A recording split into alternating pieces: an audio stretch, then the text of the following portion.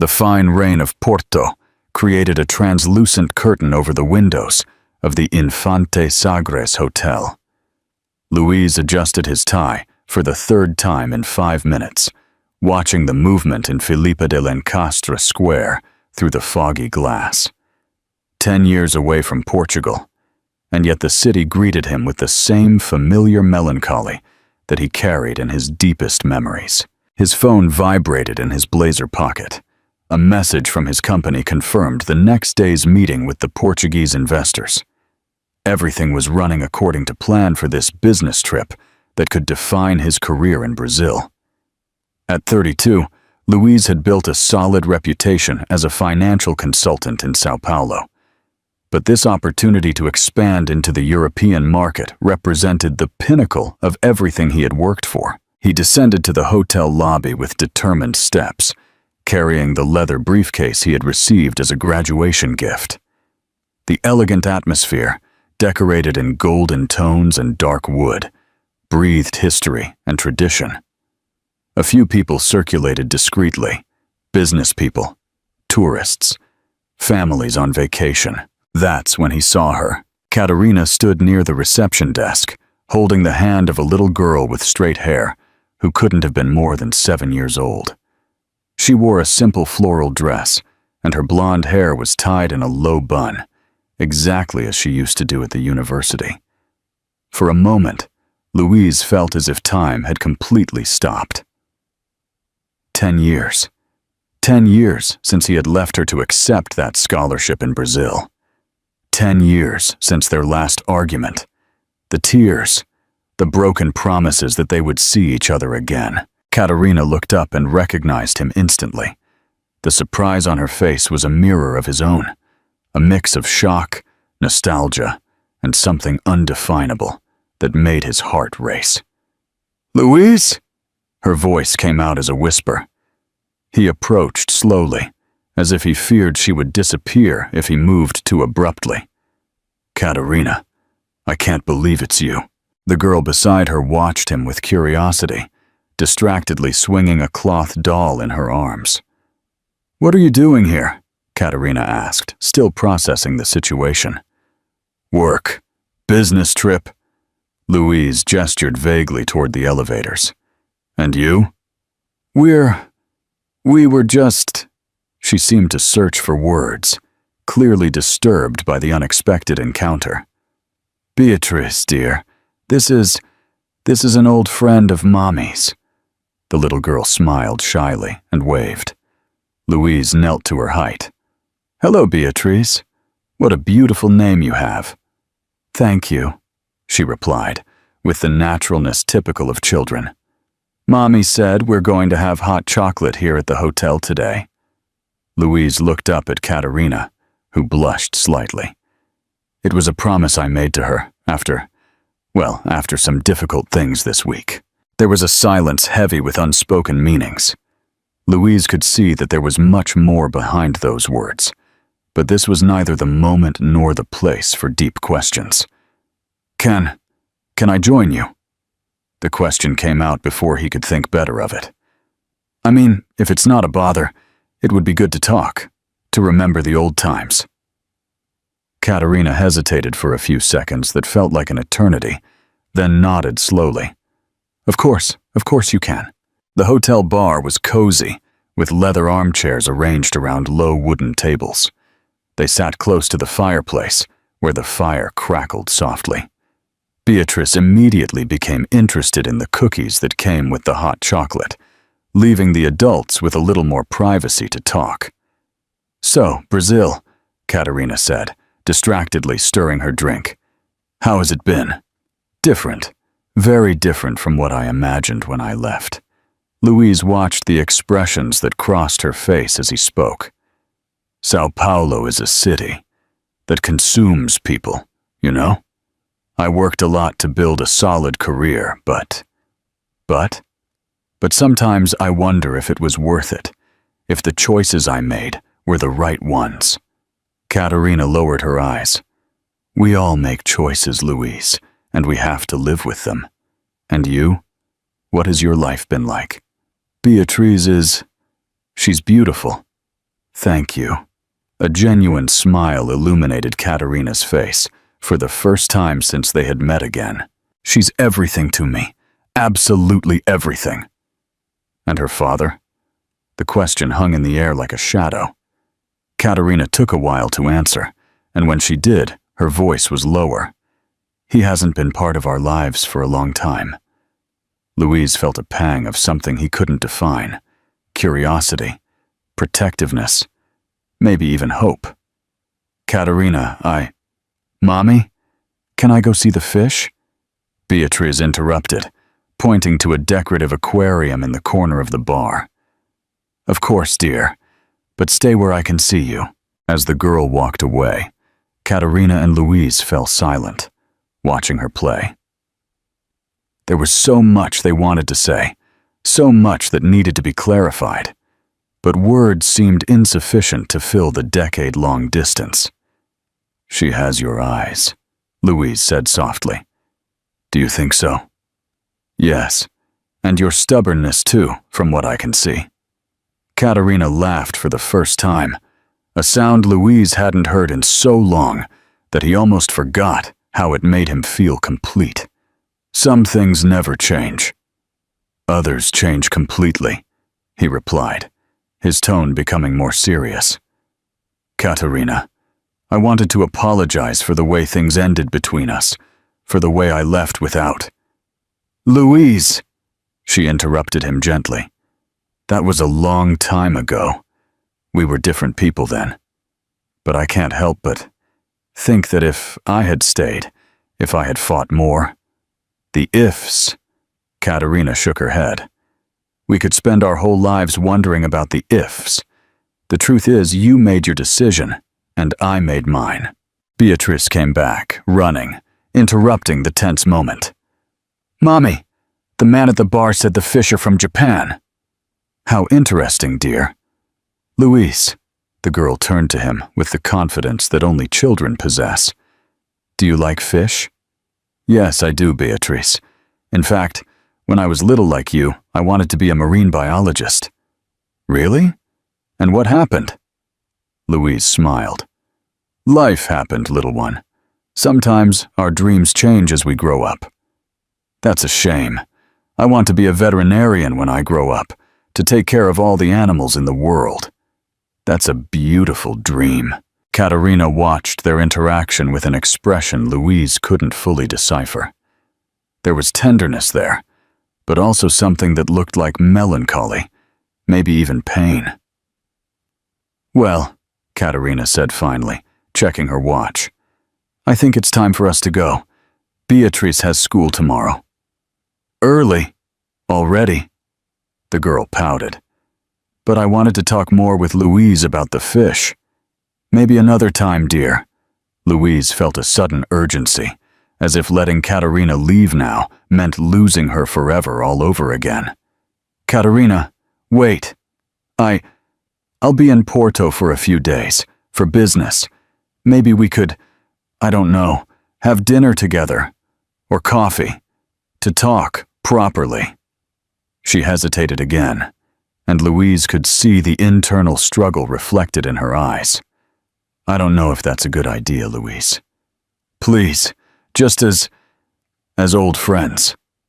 Beatrice looked from one to the other, clearly sensing the emotional tension in the air without fully understanding what was happening. Okay, Katerina said finally, but it has to be something simple.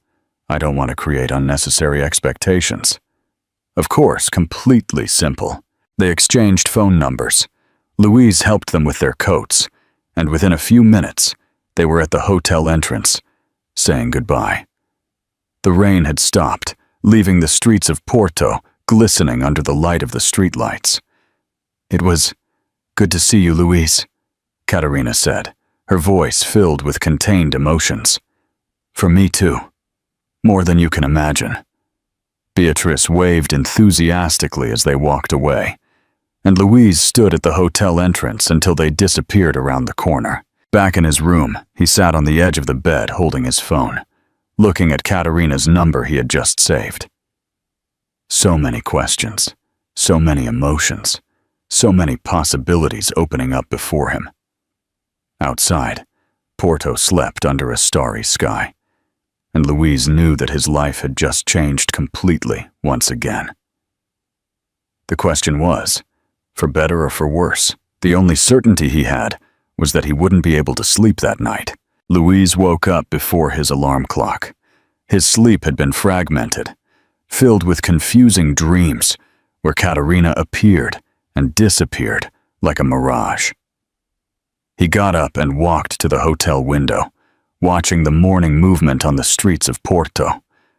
The city woke up slowly, with its old trams gliding down the hills and the aroma of fresh coffee rising from the bakeries.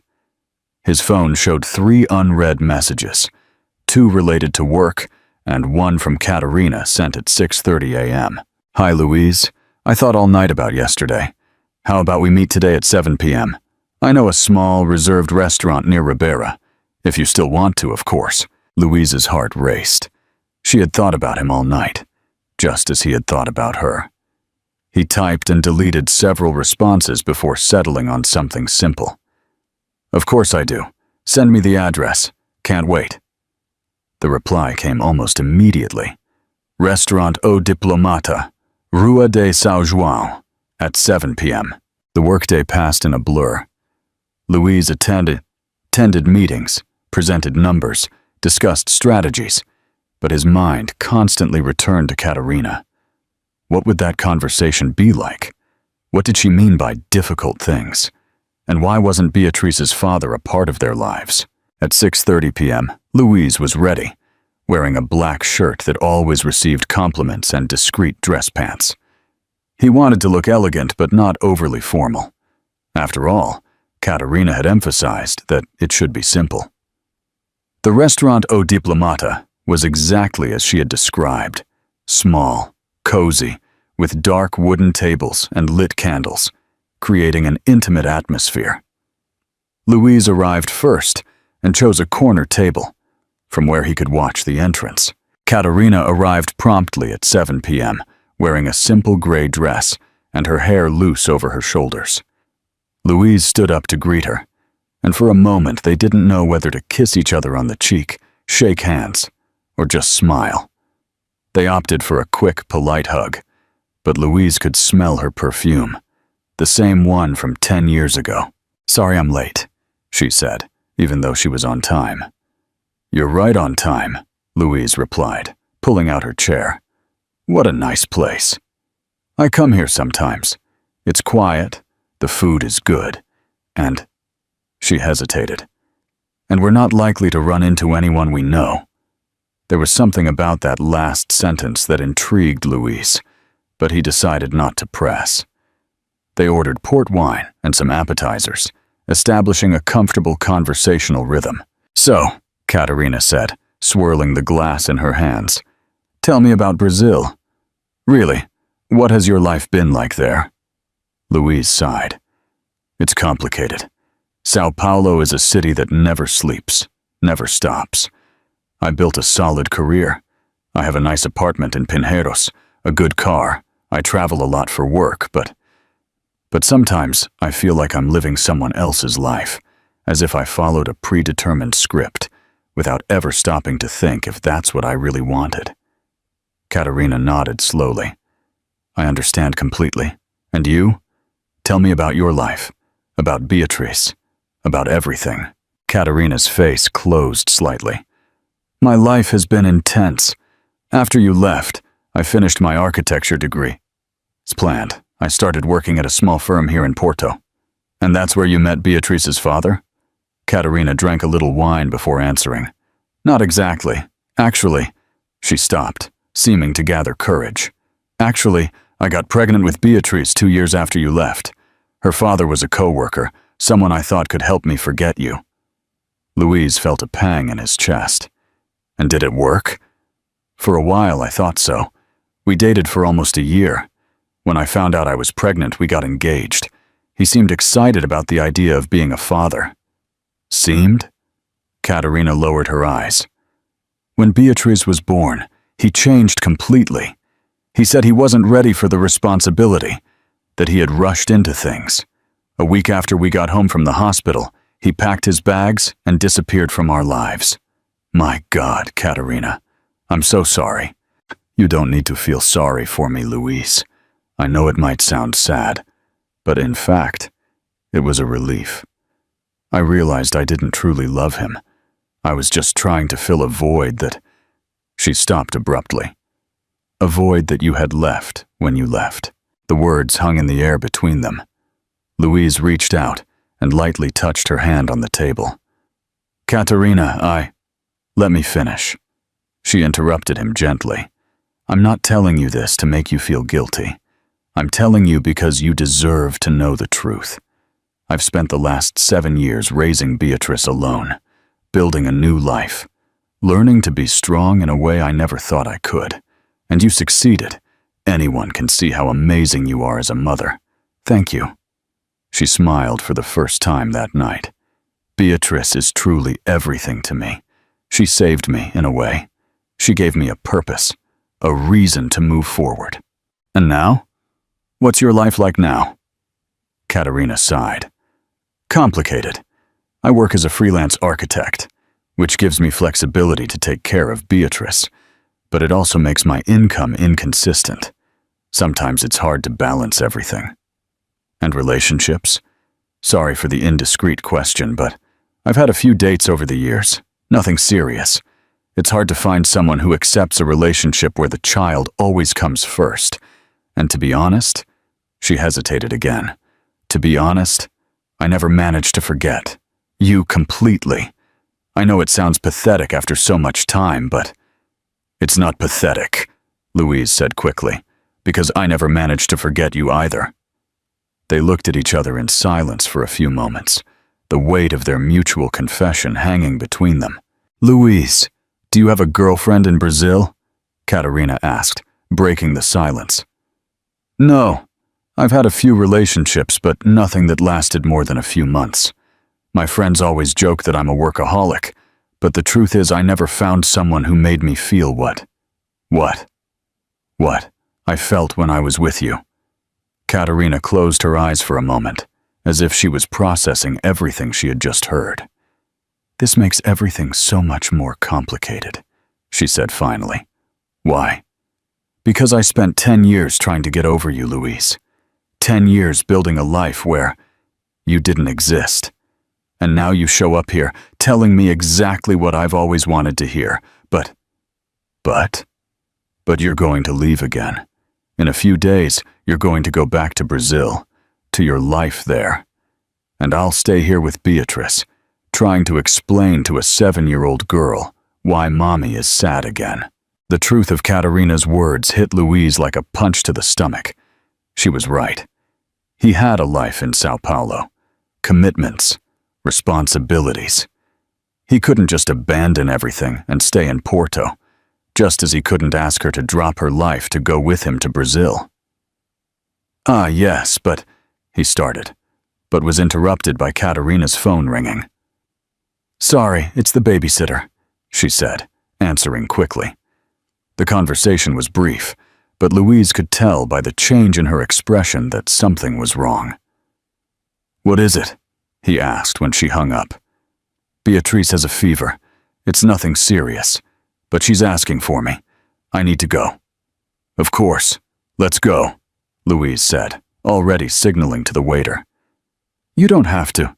Katerina, of course I'm coming with you. If Beatrice is sick, you shouldn't go alone. She looked at him with an expression of gratitude mixed with something that could be love. Thank you. The taxi drove through the streets of Porto in silence. Katerina was visibly worried, and Louise held her hand, offering the comfort he could. When they arrived at her building, an old but well-kept one in the city center, they ran up the 3 flights of stairs. The babysitter, a middle-aged woman, greeted them at the door. She's better now, she said. The fever went down a bit, but she got very agitated, asking when you would come back. Katerina ran to the room and Louise followed her. Beatrice was lying in bed, holding the same cloth doll from the day before. When she saw her mother, her little face lit up. Mommy, You came back? Of course I came back, darling. How are you feeling? Better. And look, Louise came with you. Beatrice smiled at him, and Louise felt something stir in his chest. The girl didn't seem sick anymore, just tired. Hi, Beatrice. Your mom was very worried about you. I know, but now I'm fine. Can I get up? Katerina touched her daughter's forehead. The fever is gone. You can get up, but you have to promise you'll rest. I promise. Louise, do you want to see my room? I have some drawings of the fish you talked about yesterday. Louise looked at Katerina, who nodded. Beatrice's room was small but cozy, with colorful drawings taped to the walls and some books scattered on the table. She proudly showed him her drawings of golden fish, explaining every detail with the seriousness of a consummate artist. You draw very well, Louise said, genuinely impressed. Mommy teaches me. She draws houses for her work. Louise looked around and noticed some of Katerina's architectural projects scattered on the living room table. She had really become a talented architect. After Beatrice went to sleep, Katerina made tea for the two of them, and they sat on the small sofa in the living room. I'm sorry the night ended like this, she said. You don't need to apologize. In fact, it was good to see you two together, at home, to see how you live. And what did you think? Louise looked around the apartment. It was small but cozy, full of life, of love, of little details that told the story of a mother and daughter who had built a home together.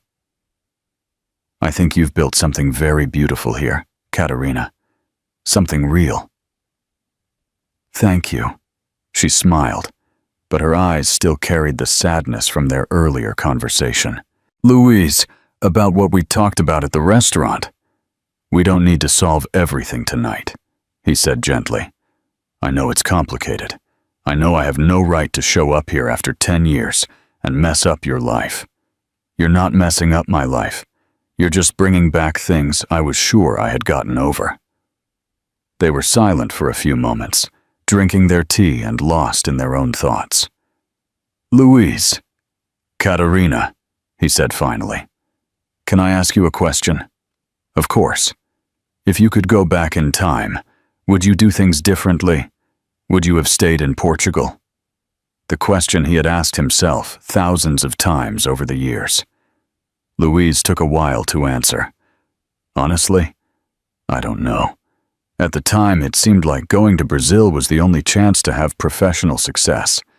But now, seeing you, seeing Beatrice, seeing the life you've built together, yes, I think I would do things differently. And now? What are you going to do now? Now, Louise said, standing up and walking to the window. Now, I have a few more days here in Porto to find out. When he turned around, Katerina was looking at him with an expression that mixed hope and fear.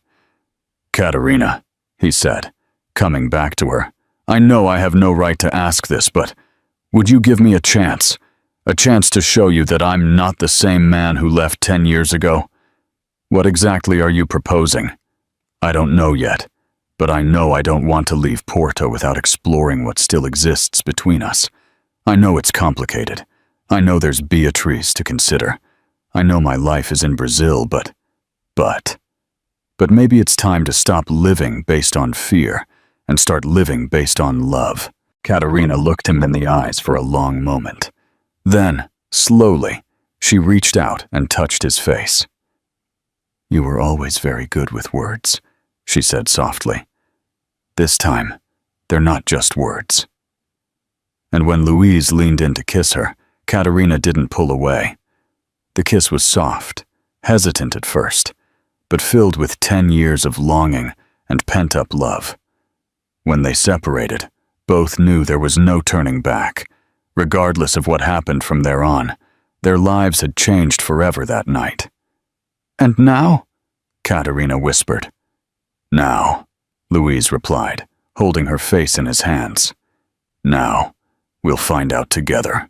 Louise woke up the next morning with a feeling he hadn't experienced in years. genuine anticipation for the day ahead. The kiss the night before had been gentle, but loaded with meaning.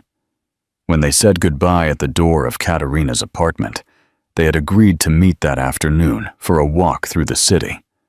"I want you to see Porto through my eyes," she had said. After quickly resolving some work issues over the phone, Louise was free for the rest of the day. Katerina had suggested they meet at Lalo bookstore at 2 p.m., and he arrived a few minutes before the scheduled time. The famous bookstore was as busy as ever, with tourists admiring the red staircase and colorful stained glass windows. Louise was flipping through a book on Portuguese architecture when he felt a hand on his shoulder. "Found something interesting?" Katerina was by his side, wearing a light blue blouse and jeans, her hair tied in a ponytail. She looked younger, more relaxed than the night before. "Actually, yes," he replied, showing her the book. "I was looking at some restoration projects for historic buildings. It's fascinating how you manage to preserve history while maintaining modern functionality." "That's exactly what I work on," Katerina smiled. "Most of my freelance projects are restorations of old houses here in the historic center." "Really? That must be incredible work." "It is, but also frustrating sometimes. Many owners want to modernize everything without respecting the original features. It's a constant battle between preservation and practicality." They left the bookstore and walked through the narrow streets of the center, Katerina pointing out architectural details that Louise had never noticed before. She spoke with passion about her work, her eyes sparkling when she explained how she had solved a certain structural problem or how she managed to convince a client to keep a historical element. "You've changed," Louise said, as they stopped to have coffee at a small bakery. "What do you mean?" "At the university, you were more reserved. Now I see a confidence in you that didn't exist before. It's as if you've found your true calling." Katerina blushed slightly. "I think being a mother changes you. It forces you to be stronger, more determined. I can't afford to be insecure when I have Beatrice depending on me." "Where is she now?" "At school. She gets out at 4 p.m. I thought we could pick her up together, if you want. She was very excited yesterday talking about you." Louise's heart warmed. "I would love that." They continued walking, descending toward the Ribeira. The afternoon sun painted the colorful facades of the buildings with a golden light, and the Douro River shone placidly. There was a different energy between them today. Less tense, more natural. "Katerina," Louise said, when they sat on a bench overlooking the river. "I need to ask you a question." "Go ahead." "Yesterday you mentioned difficult things from last week. What happened?" Katerina sighed and was silent for a few moments, watching the seagulls flying over the river. "I lost a big client," she said finally. "A restoration project I had been developing for months. The client decided to hire a bigger, more established firm. He said he needed more guarantees." "I'm sorry." "The worst part isn't even losing the project. It's that this job represented the financial stability that Beatrice and I need. I was counting on that income to be able to reduce my hours on other projects and spend more time with her." Louise saw the frustration in her eyes. "And now? Now I'll have to take on more jobs, small ones, spend more nights awake drawing, fewer free weekends. It's a vicious cycle. The more I need to work, the less time I have to be present in her life. Have you ever thought about partnering with a bigger firm, having the security of a fixed salary?" Katerina shook her head. "I've tried, but most firms here are still very traditional. They want architects who can work late, travel when necessary, be available at any time. When I mention that I have a young daughter and need flexibility, the conversation usually ends there." Louise felt a pang of anger. "That's absurd. You're clearly talented." "Talent doesn't pay the bills, Louise. And in the real world, being a single mother is still seen as a professional inconvenience." They were silent for a few minutes, Louise watched Katerina's profile, admiring her strength and determination, but also recognizing the weight she carried alone. "What if—" he started, then stopped. "What if what?" "Nothing. Sorry. It's not my life. I have no right to suggest anything." "Louise, say it. What were you going to say?" He took a deep breath. "What if you considered expanding your horizons? Working with international clients, maybe. With today's technology, you can work for people all over the world." "I've thought about that, but it's complicated. Time zone differences, legal issues, language. The language wouldn't be a problem. You've always spoken perfect English. And what about Brazilian clients? Sao Paulo is going through a boom in historic building restorations. There's a lot of money invested in that, and a lot of people looking for specialized professionals." Katerina looked at him with interest. "You know this market?" "I know some real estate investors, people who would love to have access to a European perspective, someone with real experience in historical preservation." "That would be interesting," she said slowly. "I'm not suggesting anything definitive," Louise was quick to clarify. "I just think you underestimate the value of your work. What you do here in Porto is extraordinary, and I'm sure there would be a market for it in other places." Katerina smiled. "Thank you. It's good to hear that from someone who understands business." They walked to Beatrice's school, an old building with a courtyard full of children playing. When the girl saw Louise waiting with her mother, her face lit up. "Louise, you came to pick me up from school." "Your mom invited me," he replied, kneeling to her height. "How was your day?" "It was great. I drew more fish in art class, and the teacher said I have talent."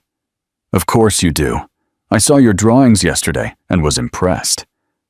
Beatrice naturally held Louise's hand as they walked, chattering about her science class, where she had learned about marine life. "Mommy," Beatrice said suddenly, "can Louise have dinner with us tonight?" Katerina and Louise looked at each other over the girl's head. "Well," Katerina said carefully, "Louise must have other plans." "Actually, I don't," Louise said quickly. "If you'll have me, I would love to." "Yay!" Beatrice jumped with joy. "I can show you my other drawings." Back at the apartment, Katerina prepared a simple dinner, pasta with tomato sauce and a salad, while Louise helped Beatrice with her homework at the living room table. It was a common domestic scene, but for Louise, it seemed extraordinarily special. "Louise," Beatrice said as they did math problems, "do you have children?" The question caught him by surprise. "No, I don't." "Why not?" "Well, I never found the right person to have children with." Beatrice frowned, processing the information. "But do you like children?" "Yes, I do, very much." "Then, could you have children with Mommy?" Louise almost choked and could hear Katerina drop something in the kitchen. "Beatrice!" Katerina called, clearly embarrassed. "That's not how it works, darling." "Why not?" the girl asked, with the innocence typical of her age. Louise looked at Katerina, who was red with embarrassment, and decided to answer with age-appropriate honesty. "Well, Beatrice, having children is a very important decision that adults need to make together, after they know each other very well and are sure they want to build a family." "But you already know each other. Mommy told me you were friends for a long time." "That's true, but I live very far away in Brazil." "Then you can come live here, or Mommy and I can go live in Brazil." The silence that followed was heavy with tension. Beatrice had touched on the core issue that had hung over them all since their reunion. "Darling," Katerina said gently, coming to sit at the table, "adult things are more complicated than that. Louise has his job in Brazil, and we have our life here." "But he can get a new job, can't he?" Louise looked at Katerina. seeing the same question Beatriz had asked on her face. Could he really give up everything in Brazil? Would it be possible to start over? "You're right, Beatriz," he said finally. "People can get new jobs, but it's a very big decision that needs to be thought through carefully." During dinner, Beatriz continued to ask questions about Brazil, what the houses were like, if there were beaches, and if the fish were different from those in Portugal. Luis answered patiently, but his mind was elsewhere, processing the implications of that conversation. After Beatriz went to sleep, Caterina and Luis stayed in the living room, drinking wine and talking in low voices. "Sorry for the interrogation," Caterina said. "From her," Luis said. "She's still at the age where she thinks everything is simple." "Maybe it is simple, and we're the ones who complicate it," Luis replied. "You really think so?" "I don't know, but I know that being here with you two today was one of the best days I've had in years." "Luis," Caterina hesitated, "I need to tell you something. I talked to my sister this morning. I told her about our reunion." "And what did she say?" "She reminded me of something I had forgotten, or maybe tried to forget." "What?" Caterina took a deep breath. "Do you remember our last argument before you left?" Luis frowned. "I remember. It was terrible. We both said things we shouldn't have. Do you remember what I asked you? You asked me not to go, to find a way to stay together. And do you remember your answer?" Luis closed his eyes, the memory returning with painful clarity. "I said that if you truly loved me, you would understand that I needed to do this, that I needed to pursue my dreams." And I replied, "You said that if I truly loved you, I wouldn't need to choose between my dreams and you, that we would find a way to make both happen." They were silent for a few moments, the weight of that old argument hanging between them. "I was right," Caterina said finally. "Not about you having to stay, but about finding a way. We were young, scared, inflexible.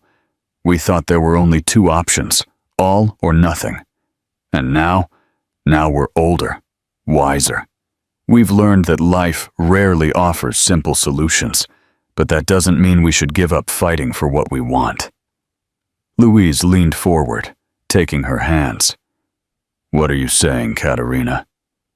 "I'm saying that maybe it's time for us to try to find that third option we couldn't see 10 years ago." "And Beatriz? How would she fit into this?" "Beatriz has already fallen in love with you." Caterina smiled. "I don't know how, but in 2 days you've completely won over my daughter.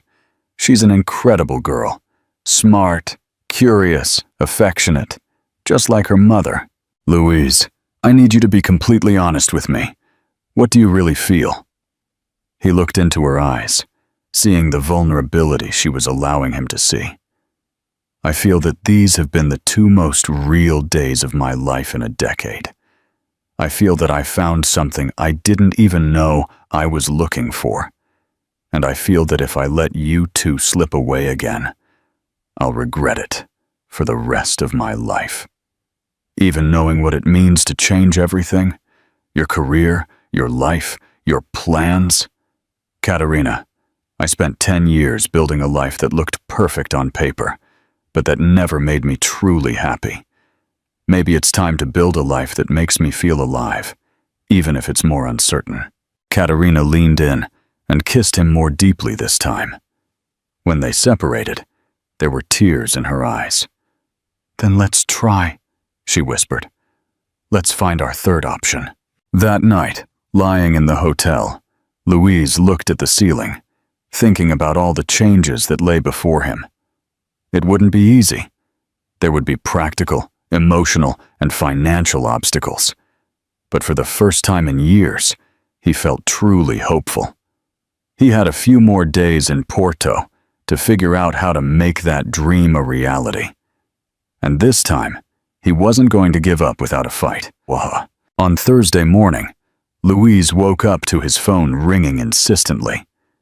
It was Ricardo, his partner in Sao Paulo, calling before 7 a.m., which was almost 11 a.m. in Brazil. "Luiz, man, where are you? The Portuguese investors are anxious to close the deal, and you haven't responded to my emails from yesterday." Luiz sat up in bed, running a hand through his hair. "Sorry, Ricardo. I had some unforeseen events here."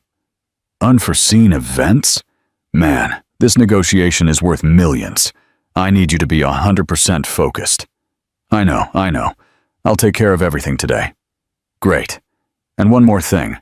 The American company I mentioned is also interested in talking. If we can close with them, we could be talking about expanding to 3 continents." After he hung up, Luiz looked out the hotel window. 3 continents. A week ago, this news would have been the pinnacle of his career. Now, it seemed like an added complication. He took a quick shower and went down for coffee. He had agreed to meet Katerina at lunchtime, but first, he needed to take care of the work issues he had neglected in the last few days.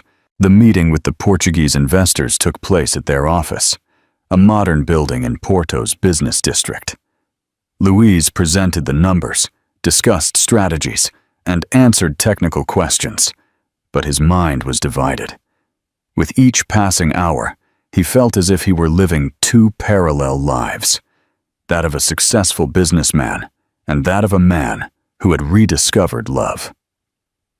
"So, Mr. Luiz," the main director said at the end of the meeting, "when can we expect a definitive answer?" "I need a few more days to analyze all the details with my team in Brazil," Luiz replied. "Can we say by the end of next week?" "Perfect. We look forward to working with you." As he left the building, Luiz checked his phone and saw 3 messages from Katerina. "Hi, how's your work morning?" Beatriz asked. "If you're going to have lunch with us today, I'm at the office until 1 p.m. If you want to stop by." Luiz smiled for the first time that day. He took a taxi and headed to the address Katerina had sent. Her office was in a restored old building on the 2nd floor. It was small but cozy, with a large drawing table, a computer, and the walls covered with architectural plants and projects. Katerina was bent over some plans when he arrived. "Wow," Luiz said, looking around. "Is this where the magic happens?" "This is where I try to pay the bills," she replied with a smile, getting up to kiss him on the cheek. "How was your meeting?" "Good. Complicated, but good." "Complicated how?" Luiz sighed and sat down in a chair next to her table. "They want a definitive answer about the partnership by next week, and my partner is already talking about expanding to the United States as well. That's good, isn't it? It means your business is doing very well." "Yeah, it should be good." He was silent for a moment. "Katerina, can I ask you a question about work?" "Of course." "What is it like to work as a freelancer? I mean, really, without romanticizing it." Katerina sat on the edge of her desk, looking at him with curiosity. "It's a roller coaster. Some months you earn well, others you can barely pay the bills. You don't have paid vacations, a company health plan, or stability, but you also have total freedom over your projects and your time. And do you regret not having a traditional job? Sometimes, especially when Beatriz needs something, and I don't have the money available. But most of the time, no. I like choosing who I work with. I like being able to pick her up from school. I like not having to ask for permission to travel or do things my own way." Luiz nodded, absorbing the information. "Why are you asking?" Katerina questioned. "I'm thinking, if I were to live here, what would it be like? I mean, I could keep some clients from Brazil as a freelancer, but it would be a drastic reduction in income, at least at the beginning." "Luiz, are you really considering that?" "I am, but it's scary. I spent 10 years building a career, a reputation, a network of contacts. Starting from scratch at 32. It wouldn't be starting from scratch. You have experience, knowledge, international contacts. It would be more like a redirection." Before Luiz could answer, Katerina's phone rang. It was Beatrice's school. "Hello? What? Okay, I'll pick her up now. Thank you." "What is it?" Louise asked, seeing the worry on her face. "Beatrice fell during recess. No, it's nothing serious, but she hurt her knee and is crying. I need to go get her." "I'll go with you." "You don't have to. You have work." "Katerina," Louise interrupted, already standing up. "I want to go with you." At the school, they found Beatrice sitting in the nurse's office, with a bandage on her knee and her eyes red from crying. When she saw Louise with her mother, her little face lit up. "Louise, you came to pick me up." "Of course I did. How are you feeling, champ?" "It hurts a little, but it's better now. The nurse said I'll have a cool scar." Louise laughed, admiring how children could turn any situation into an adventure. They took Beatrice home, where Katerina made hot chocolate and cookies, while Louise invented stories about brave pirates who had scars from epic battles. In no time, the girl was laughing and had already forgotten the pain. "Louise," Beatrice said, as she drew sitting on the living room floor, "are you going to stay in Porto forever?" The question they had all been avoiding. Louise looked at Katerina, who also waited for the answer. "I don't know yet, Beatrice. It's a very difficult decision." "Why is it difficult? You like us, don't you?" "I like you guys very much. You're the most special people I know." "Then it's easy. You stay here with us." "Darling," Katerina intervened softly. "Sometimes adults have responsibilities that make decisions more complicated." "What kind of responsibilities?" Louise sat on the floor next to her. "Well, I have a job in Brazil. People who depend on me there. Commitments I've made." "But can't you do the same job here?" "Part of it, maybe, but it would be different." Beatrice frowned, thinking. "Mommy, when you didn't get that big job, you were sad, weren't you?" "I was." "But you didn't give up on being an architect, did you?" "No, of course not." "Then Louise doesn't have to give up his job either. He just needs to find a new way to do it." From her 7 years, Beatrice had perfectly summarized the dilemma Louise was facing. Katerina smiled, shaking her head. "She's right, you know," she said. "Maybe you're thinking of it as a choice between all or nothing, when in reality, there are many possibilities in between." That afternoon, after Beatrice went to play in her room, Louise and Katerina sat down to talk seriously about the future. "I need to tell you something," Louise said. "My partner called this morning. Besides the expansion to Portugal, an opportunity came up in the United States. If I accept, I'll be constantly traveling between 3 countries. And you want to accept?" A week ago, I would say yes without hesitation. Now, I don't know if I want a life where I don't have a fixed base, where I'm always traveling, always away from the people I love. "The people you love?" Louise took her hands. "Katerina, I love you. I've always loved you. And I know it's early to say this, but I'm also falling in love with Beatrice, with the life you've built, with the family you are." Katerina's eyes filled with tears. "I love you too, Louise. I never stopped loving you, but I'm afraid." "Afraid of what?" "Afraid that you'll make a rushed decision on impulse and then regret it. Afraid that Beatrice will get used to you and then you'll decide you want to go back to Brazil. Afraid of building a dream that could collapse. And I'm afraid of letting you two get away again," Louise replied. "I'm afraid of choosing financial security over real happiness." They were silent for a few minutes, each lost in their own thoughts. "Louise," Katerina said finally, "how about we do a test?" "What kind of test?" "You said you have a few more days here in Porto, right? How about you spend that time living as if you've already made the decision to stay? Work from here, see what your routine would be like. Spend time with us, as if we were a real family. And then? Then you go back to Brazil with all the information you need to make the right decision. Not just the emotional one, but the practical one too. Louise considered the proposal. It made sense.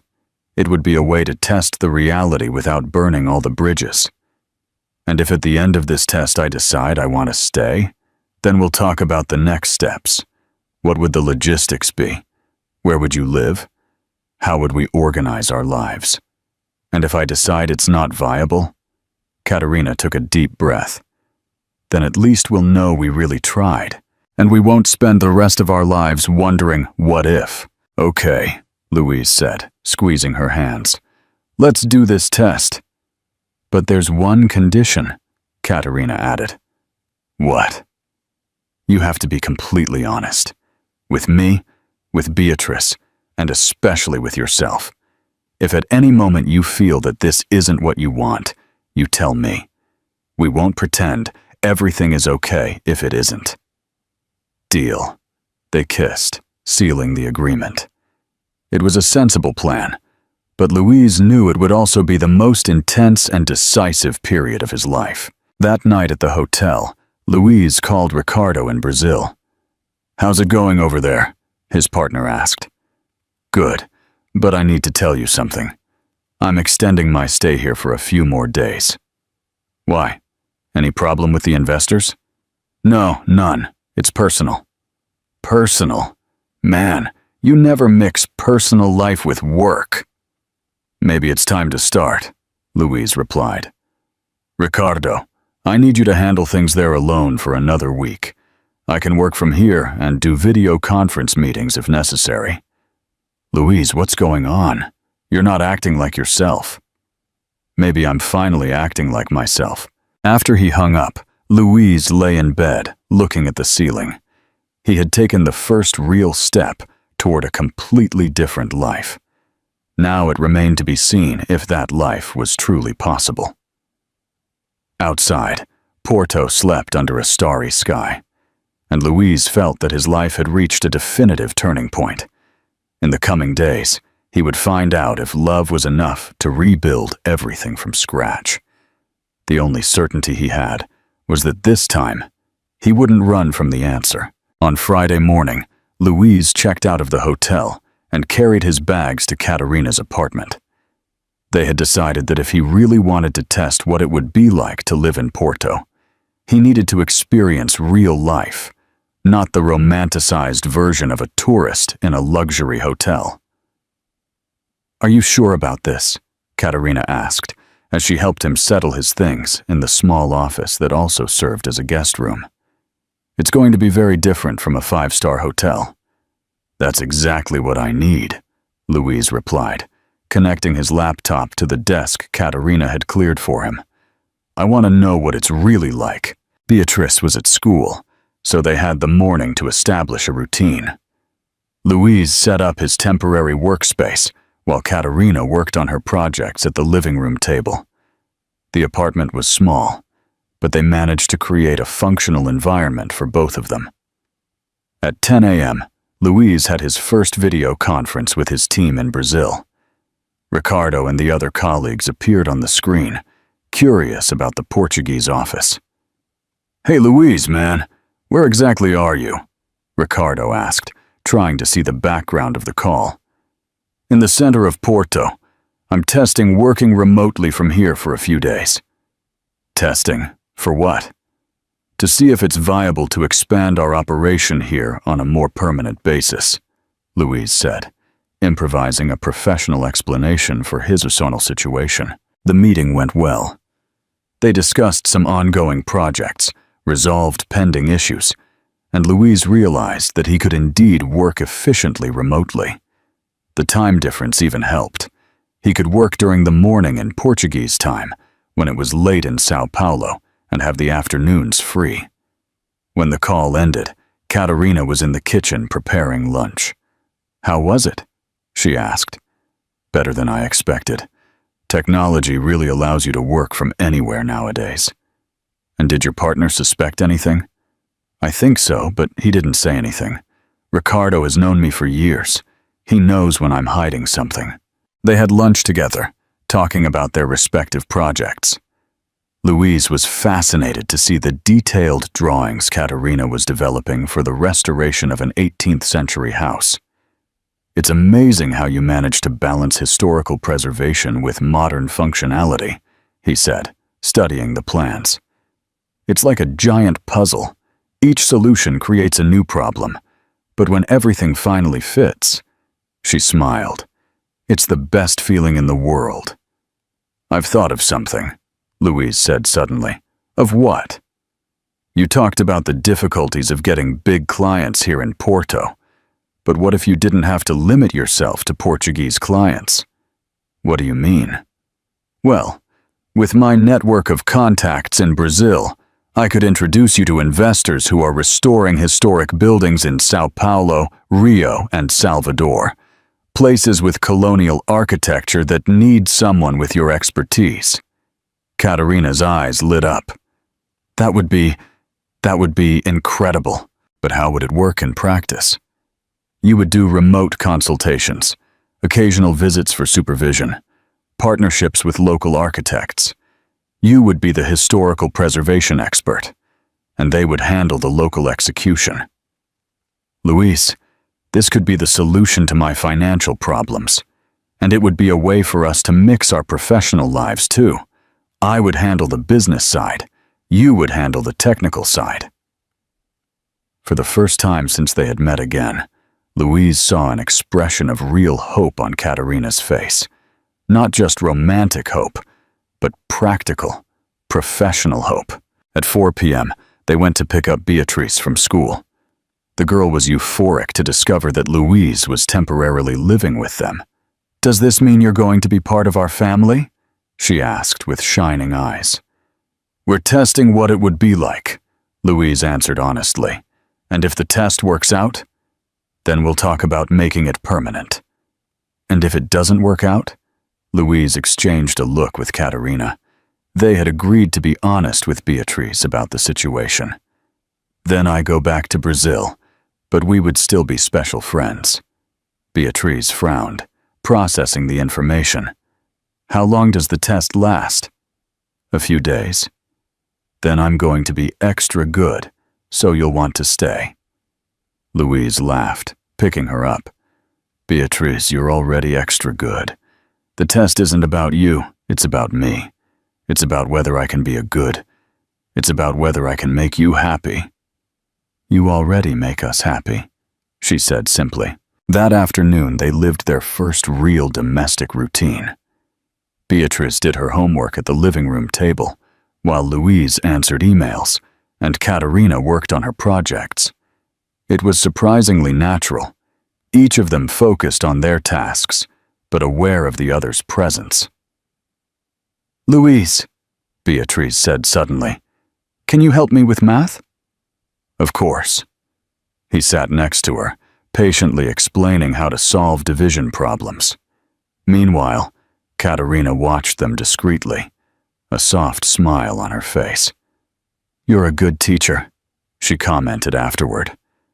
"It's strange. I never thought I would like to teach, but with Beatrice, it's natural. She has this effect on people. She makes everyone want to be better." They had dinner together, a simple meal that Katerina prepared with Louise's help. Beatrice chattered about her day at school, talking about a science project on oceans she was developing.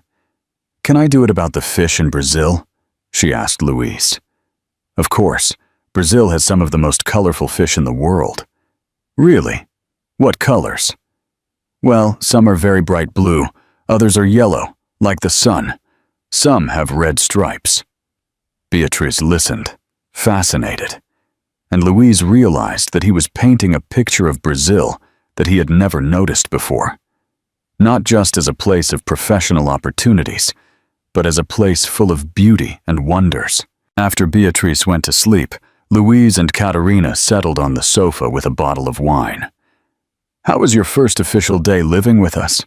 Katerina asked. "Better than I imagined. It was normal." "Normal? In a good way?" "Yeah. It wasn't a romantic fantasy, it was real. Work, responsibilities, domestic routine. and yet it was perfect. Even though it was cramped, even though we had to share space, even with Beatrice interrupting your work, especially because of all that, Louise replied. Katerina, I spent years living alone in a big apartment in Sao Paulo, working late, eating alone, watching TV alone. It was efficient, but it was empty. And today? Today, I worked better than I have in months. I helped an amazing girl with her homework, had dinner with 2 people I love, and I feel more fulfilled than on any day in the last 10 years. Katerina moved closer to him on the sofa. Louise, can I ask you something? Always. You're not idealizing this, are you? I mean, it was just one day. We haven't gone through difficult moments yet. Arguments, financial stress, real relationship problems. Louise considered the serious question. Maybe so. But do you know what impressed me the most today? What? It wasn't when things went perfectly. It was when Beatrice interrupted my video conference, asking if she could have a snack. And instead of getting annoyed, I smiled. It was when you got stressed out with a difficult client, and my first instinct was to want to help you, not to run from the drama. And what does that mean? It means you're helping me. It means my reaction to imperfect moments was completely different from what it would be with anyone else. With you and with Beatrice, the problems don't scare me. They make me want to fight to solve them. Katerina kissed him softly. I love you so much. I love you too. But we still have to be realistic. A relationship, a family, isn't just love. There are financial difficulties, making difficult decisions together. I know. And I want that. All of it. I want to split the bills. I want to worry about Beatrice's future. I want to argue about money, school, work, and all the boring and important things in real life, even knowing what it means to give up some of your independence. Katerina, independence for what? To work 12 hours a day to earn a lot of money, that I spend alone to travel the world, but never have a real home. She was silent for a few moments, absorbing his words. Louise, I need to tell you something that scares me. Go ahead. I'm starting to believe that this can work. I'm starting to imagine a future with you for real. And that terrifies me, because if it works out, we'll have to figure out how to build something that neither of us really knows how to do. 2 people who love each other, raising a family, building a life together. I think half the world doesn't know how to do it right. Louise laughed. The difference is that most people try anyway. That night, lying on the small sofa bed in the office, with the sounds of a family, a home, next door, Louise took out his phone and wrote some notes about the day. Day 1 of the test. Remote work worked perfectly. Domestic routine feels natural. Beatrice is incredible as always. Katerina is everything I always knew she was, but now with a strength and maturity that makes me feel at home. Literally, at home. And for the first time in a decade, Louise fell asleep knowing exactly where he wanted to be the next day. The weekend arrived with heavy rain and an unexpected test for the new family dynamic. Louise woke up on Saturday to the sound of Beatrice coughing in the next room. When he got up to check, he found Katerina already awake, taking her daughter's temperature. 38.5, she said, showing him the thermometer. I think she caught the flu. Beatrice was visibly down, very different from the energetic child of the past few days. Mommy, I have a headache, she mumbled. I know, darling. We'll give you some medicine, and you'll rest today. Louise watched Katerina immediately go into crisis mom mode. Efficient, calming, totally focused on her daughter. It was impressive to see how she could radiate security even when she was clearly worried. Can I help with anything? He offered. You could go to the pharmacy and get some medicine. I'll make a list. Of course. While Katerina took care of Beatrice, Louise got dressed and went out into the rain. The nearest pharmacy was 3 blocks away, and he ran back, completely soaked with the medications. "Louise," Katerina said when he arrived, "you're soaked." "It's nothing. How is she?" "A little better after the fever reducer, but it's going to be a long day."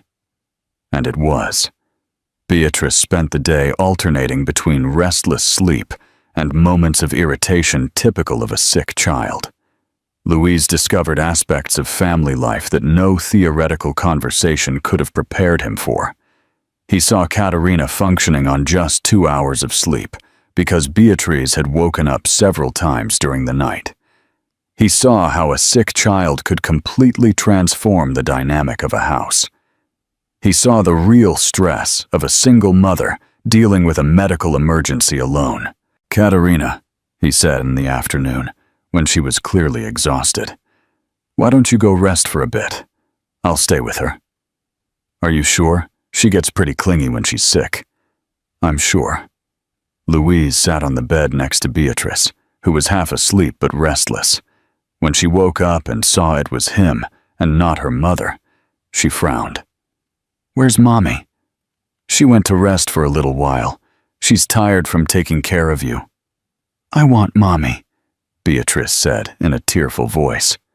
"I know, darling, but Mommy needs to sleep to have the energy to keep taking care of you. How about I stay here with you?"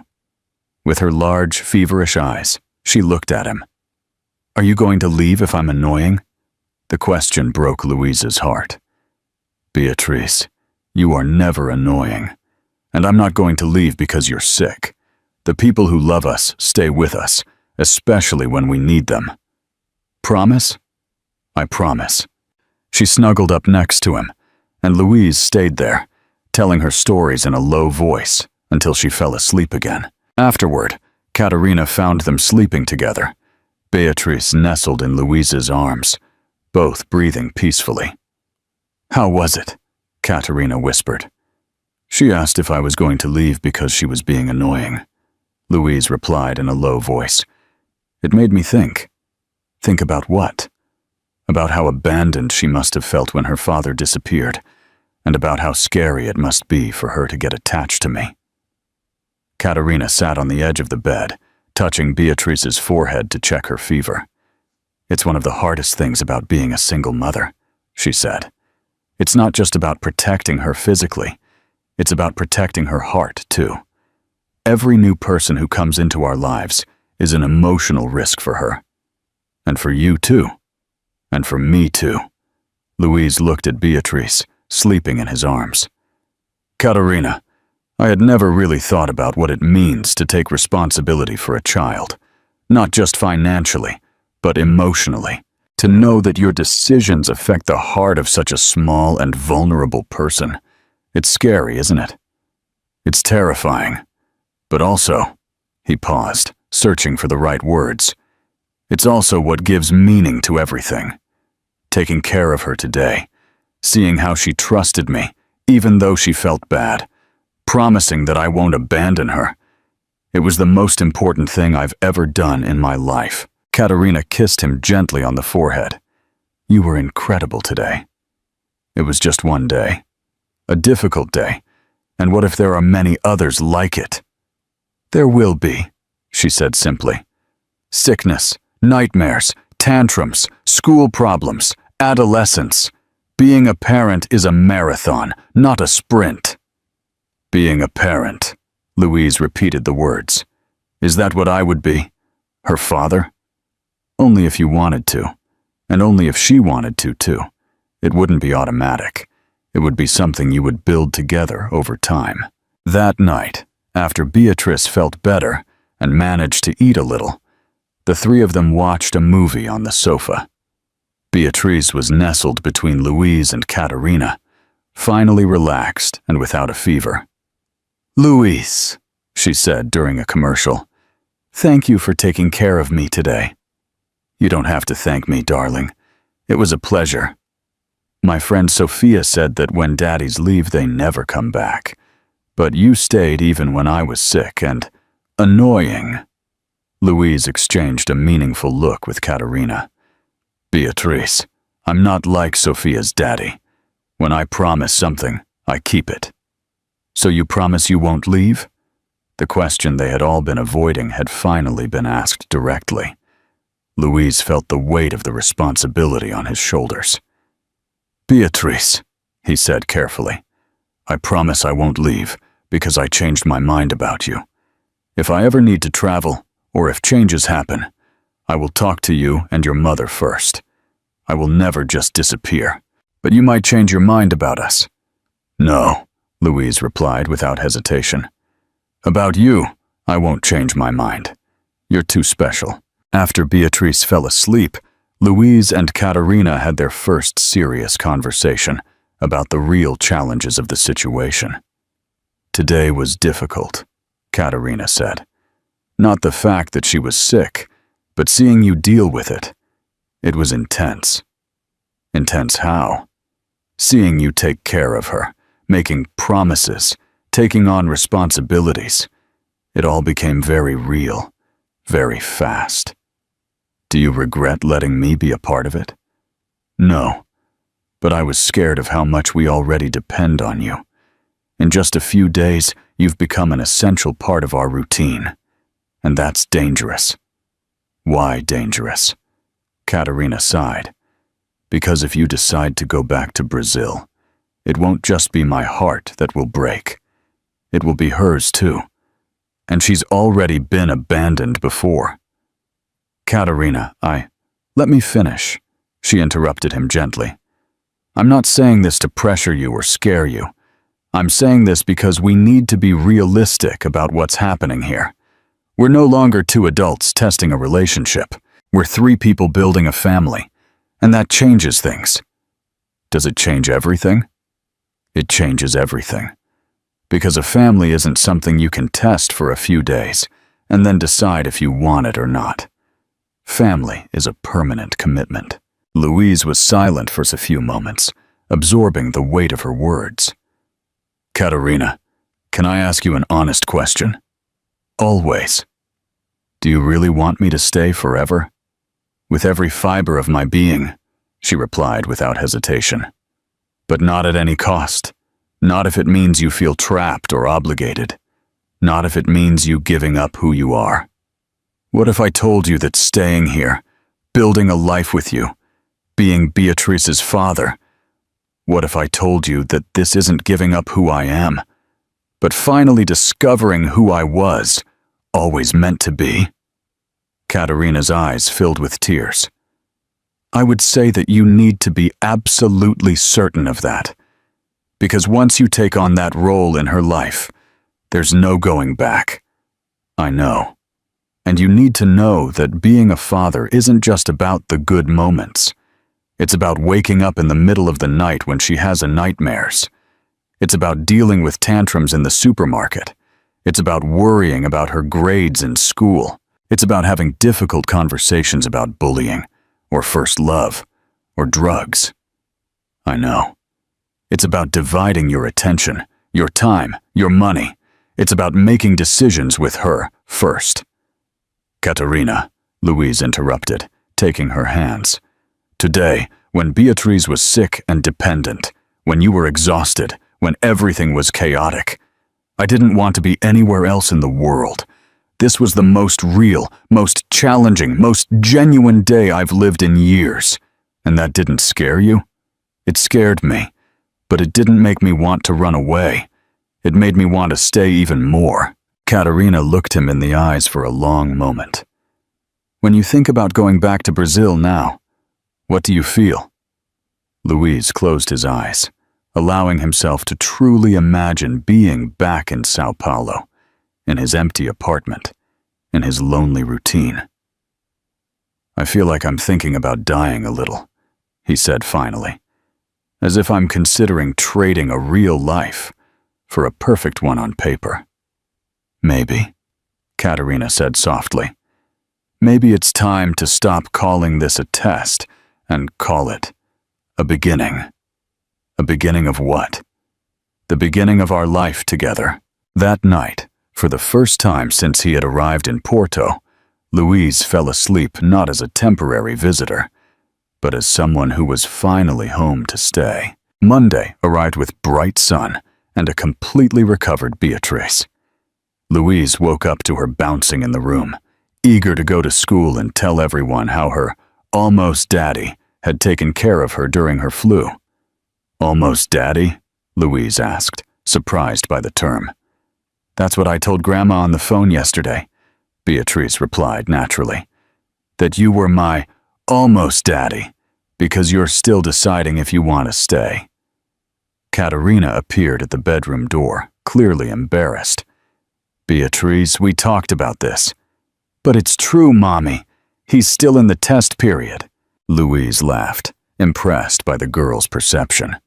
You know what, Beatrice? I think the test period is over. Really? Her eyes lit up. Really? And you know what the result was? What? Approved with flying colors. Beatrice jumped into his arms, and Katerina smiled, but Louise could see a shadow. When Beatrice went to school, they sat down to have coffee together. It was a normal Monday morning, but it carried the weight of important decisions. Louise, Katerina said carefully, about what you said to Beatrice. I meant what I said. The test is over, Katerina. I want to stay, even knowing everything it implies. Especially knowing everything it implies. Katerina took a deep breath. Then we need to talk about practical matters. How would this work in real life? I've already thought about it. I can keep some Brazilian clients as an independent consultant. With the time difference, I could work in the morning when it's late there and have the afternoons free for you. And financially, it would be a significant reduction in income, at least at the beginning. But with your Portuguese connections and my Brazilian contacts, we could build something together. You talked about working with restorations in Brazil. That could be the beginning of an international company. Katerina's eyes shone. You've really thought of all this? I spent all night thinking about it. Katerina, I want to build a life with you. A real life with long-term plans, shared goals, a future together. And your apartment in Sao Paulo? Your company? I'll be a consultant instead of an active partner. As for the apartment, I can sell or rent it. Those are just technical details. Technical details that represent 10 years of your life. 10 years building something that you discovered didn't make you happy. Now, I want to use that experience to build something that really matters. Louise's phone rang. It was Ricardo, calling from Brazil. Answer it, Katerina said. I want to resolve this. Louise, man, we need to talk urgently, Ricardo said as he answered. Hi, Ricardo. Go ahead. The Americans want an answer by Thursday, and the Portuguese are also pressuring us.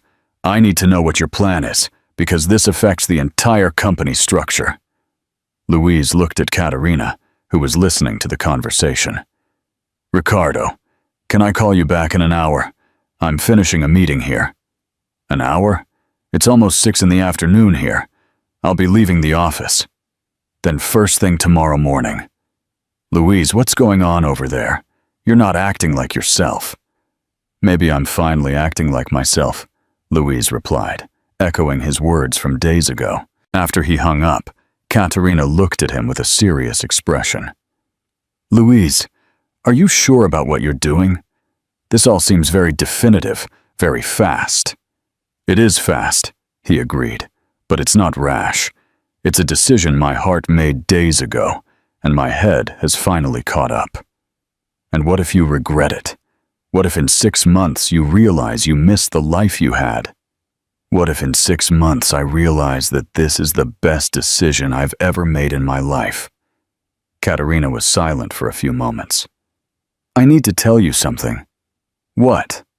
I talked to my mom yesterday when you were at the supermarket. I told her about you, about us. And what did she say? She was happy, but also worried. She said I should be careful not to repeat the mistakes of the past. What mistakes? Of falling in love with someone who might leave. Of letting Beatrice get attached to someone who might disappear. Louise felt a weight in his chest. And you think that's what I'm doing? I don't know. I hope not. Understand one thing. If you stay, It can't just be for a few months or years. It has to be forever. Because Beatrice is going to grow up calling you Daddy. She's going to depend on you to teach her about life, about relationships, about everything. I understand that. Do you really understand? Because being a father isn't just about taking care of a cute 7-year-old. It's about being present when she needs support at 30. Katerina, Louise interrupted, taking her hands. Are you trying to scare me? I'm trying to make sure you understand what you're getting into. Because I wouldn't survive seeing Beatrice be abandoned again. And I wouldn't survive losing you a second time. Louise got up and went to her, kneeling beside her chair. Katerina, look at me. When she did, he continued. I promise you, and I promise Beatrice, that I won't leave. I won't change my mind. I won't regret it. I'm going to stay here and build a family with you, because that's what my heart wants. My mind approves, and my soul needs. How can you be so sure? Because for the first time in my life, when I think about the future, I see specific faces. I see you graduating. I see Beatrice growing up, graduating, maybe giving me grandchildren one day. I see us both growing old together in this city that I've learned to love. Katerina's eyes filled with tears. And why? He continued. When I imagine any other future, it looks black and white. It's only with you that I see colors. They kissed, and this time, there was no hesitation, no doubt. They had decided to bet everything on love. Then, Katerina said when they separated, how about we start making real plans? What kind of plans? Well, you'll need a residence permit. We'll need to think about where to live. This apartment is too small for 3 people. You'll need to start a company here, or at least regularize your professional situation. And Beatrice, how do we explain it to her? I think she already knows. Katerina smiled. Children feel these things. She's been treating you as part of the family since day one. That afternoon, when they went to pick up Beatrice from school, she came running to them in a different way. She didn't just run to Katerina, as she always did. She ran to both of them, hugging both their legs at the same time. I had a great day. I told everyone that now I have a daddy. The teacher was very happy for me. Louise and Katerina looked at each other over her head. Darling, Katerina said gently, are you sure that's what you want? That you want Louise to be your daddy? I'm absolutely sure, Beatrice replied, with the seriousness typical of children when they talk about important things. He takes care of us, makes us laugh, and he's not going to leave. That's exactly what a daddy should be. And you, Louise, Katerina asked, are you sure you want to be her daddy?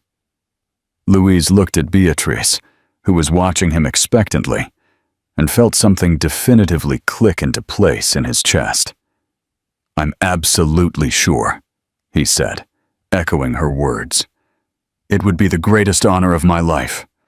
That night, after Beatrice had gone to sleep, but not before saying goodnight to Mommy and Daddy, Louise and Katerina sat down to plan their future together. I need to call Ricardo tomorrow and explain everything, Louise said. Are you nervous? A little, but more excited than nervous. Excited to start our life for real. Our life, Katerina repeated, smiling. I like the sound of that. Me too. And you know what else? What? For the first time in years. Outside, Porto slept under a starry sky, and inside the small apartment, a new family had been born, not just out of love, but out of the courage to bet on what truly matters. Louise took out his phone and deleted the note he had written days ago about the test. In its place, he wrote, First day of our life together. Beatrice called me Daddy for the first time. Katerina and I officially decided that we're going to build a family. I spoke to the future, and it looks bright. And for the first time in his adult life, Louise fell asleep knowing exactly who he was and where he belonged. 6 months later, Louise was in the kitchen preparing breakfast when he heard Beatrice shouting with joy in the room. Katerina appeared, holding an official paper, smiling. "It's here," she said simply. "Your residency permit is official. You are now legally Portuguese." Beatrice came running, already dressed for school. "Daddy, this means you can never leave again, right?" "It means exactly that, Princess." Louise picked her up, looking out the window of the apartment that was now officially his home. Porto was waking up under the golden morning sun, and he could see the Douro River shining in the distance. "And you know what else it means, Beatrice?" "What?" "It means that now I can officially say that this is my family, my city, my life." Katerina came closer, hugging both of them. "And it means that our love story finally has the ending it always deserved." "Ending?" Beatrice frowned. "But you're not going to stop loving each other, are you?" Louise and Katerina laughed. "No, darling," Katerina explained. "Now begins the story of how we live happily ever after." "Oh," Beatrice smiled. "I want to help write that part." "You already are," Louise said, kissing her forehead. "Every single day." That morning, as they walked to Beatrice's school together, Louise thought about how a simple business trip had turned into the most important journey of his life. He had left Brazil in search of professional opportunities and found something infinitely more valuable: a home. And when Beatrice waved from the school door, shouting, "Bye, Daddy, bye, Mommy!" Louise knew that all the difficult choices, all the changes, all the risks had been worth it. After all, some love stories deserve a second chance, and when they get it, they can become even more beautiful than the first time.